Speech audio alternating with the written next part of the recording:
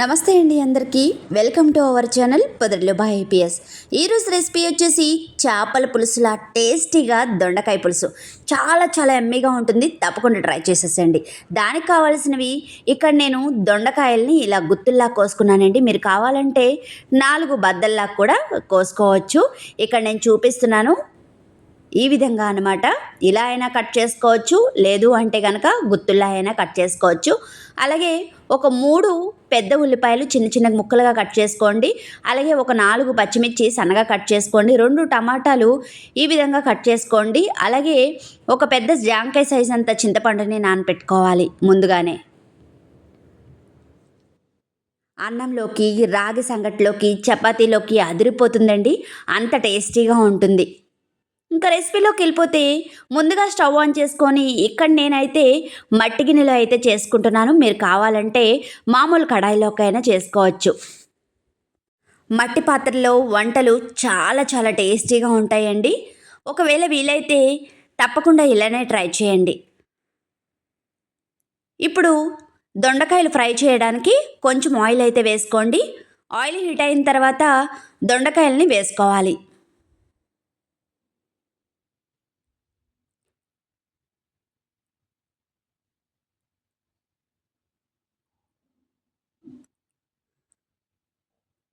దొండకాయలు అన్నీ వేసుకున్న తర్వాత ఇందులోకి కొంచెం సాల్ట్ కూడా వేసుకోండి.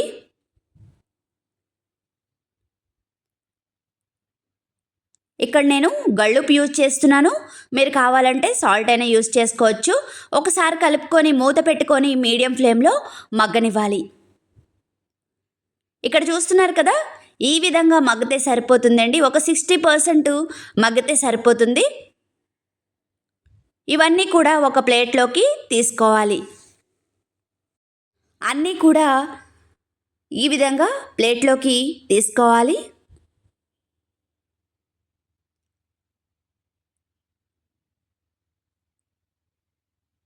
చాలా తక్కువ టైంలోనే అయిపోతుందండి ఈ రెసిపీ. చాలా చాలా ఎమ్మీగా ఉంటుంది, కమ్మగా ఉంటుందన్నమాట.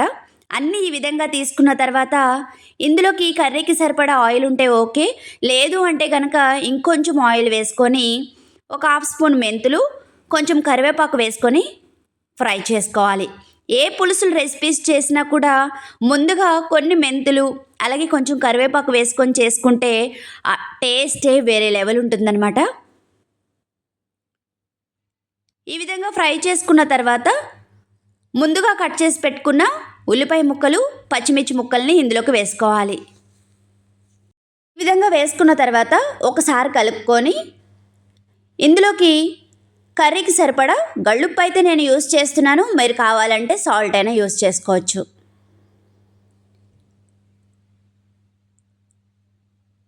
ఈ విధంగా వేసుకున్న తర్వాత ఒకసారి కలుపుకొని మూత పెట్టుకొని మీడియం ఫ్లేమ్లో ఉల్లిపాయలు మెత్తబడేంత వరకు ఫ్రై చేసుకోవాలి.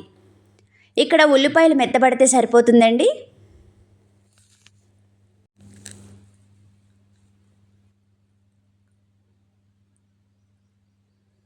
ఈ విధంగా ఉల్లిపాయలు మెత్తబడిన తర్వాత ఒకసారి కలుపుకొని ఇప్పుడు ఇందులోకి ముందుగా మనం టమాటాలు కోసుకున్నాం కదండి, ఆ టమాటా ముక్కల్ని అలాగే ఒక స్పూను అల్లం వెల్లుల్లి పేస్ట్ కూడా వేసుకొని టమాటాలు మెత్తబడేంత వరకు, అల్లం వెల్లుల్లి పేస్ట్ పచ్చివాసన పోయేంత వరకు మూత పెట్టుకొని లో ఫ్లేమ్లో ఫ్రై చేసుకోవాలి.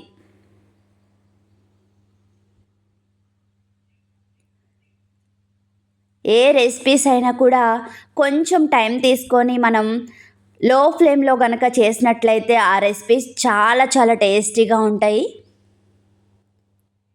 తప్పకుండా ఈ విధంగా ఒకవేళ టైం ఉంటే కనుక ఈ విధంగా ట్రై చేయండి.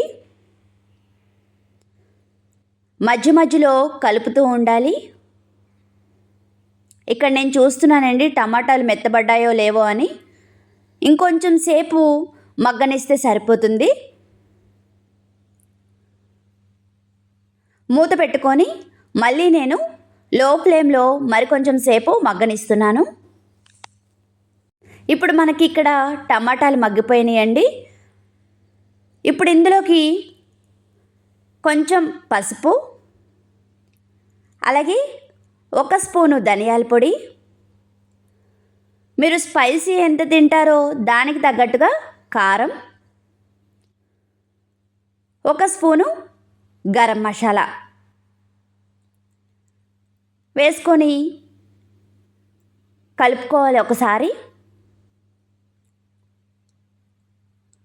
ఇక్కడ వీడియోలో చూపిస్తున్న విధంగా కలుపుకున్న తర్వాత మనం ముందుగానే ఫ్రై చేసి పెట్టుకున్నాం కదండి దొండకాయల్ని, ఆ దొండకాయలను కూడా వేసుకోవాలి. వేసుకున్న తర్వాత మరోసారి కలుపుకోవాలి. ఈ మసాలాలన్నీ కూడా దొండకాయలకి పట్టే విధంగా కలుపుకోవాలి. కలుపుకున్న తర్వాత మూత పెట్టుకొని లో ఫ్లేమ్లో ఒక 2 నిమిషాల పాటు ఫ్రై చేసుకోండి. 2 నిమిషాల తర్వాత మూత తీసుకొని ఇప్పుడు ఇందులోకి ముందుగానే మనం చింతపండు నానబెట్టుకున్నాం కదండి, ఆ గుజ్జునైతే ఇందులోకి యాడ్ చేసుకోవాలి. ఈ విధంగా యాడ్ చేసుకున్న తర్వాత ఒకసారి సాల్ట్, కారం, మసాలాలు చూసుకోండి. ఒకవేళ సరిపోకపోతే మళ్ళీ యాడ్ చేసుకోండి. ఇప్పుడు ఇందులోకి 1 స్పూను బెల్లం అయితే యాడ్ చేసుకోండి. ఈ బెల్లం వేయడం వల్ల చాలా చాలా కమ్మగా ఉంటుంది పులుసు. ఇక్కడ చూస్తున్నారు కదండి, ఈ క్వాంటిటీ వేస్తే సరిపోతుంది. వేసుకున్న తర్వాత ఒకసారి కలుపుకొని మూత పెట్టుకొని లో టు మీడియం ఫ్లేమ్లో కుక్ చేసుకోవాలి. నేను ఇక్కడ లో ఫ్లేమ్లో కుక్ చేసుకుంటున్నానండి. నాకైతే 15 మినిట్స్ పట్టింది టైము. 15 మినిట్స్ తర్వాత చూస్తున్నారు కదా, పులుసు అనేది దగ్గర పడింది. ఈ విధంగా ఉంటే సరిపోతుందండి. ఇప్పుడు లాస్ట్లో కొంచెం కొత్తిమీర వేసుకొని ఒకసారి కలుపుకొని స్టవ్ ఆఫ్ చేసుకోవాలి. అంతేనండి, చేపల పులుసులా టేస్టీగా దొండకాయ పులుసు రెడీ. తప్పకుండా ట్రై చేయండి, మీకు కూడా బాగా నచ్చుతుంది. మంచి అరోమా వస్తుంది మనం వండేటప్పుడే. తప్పకుండా ట్రై చేస్తారు కదా. మరిన్ని వీడియోస్ కోసం please like, share, subscribe. Thank you.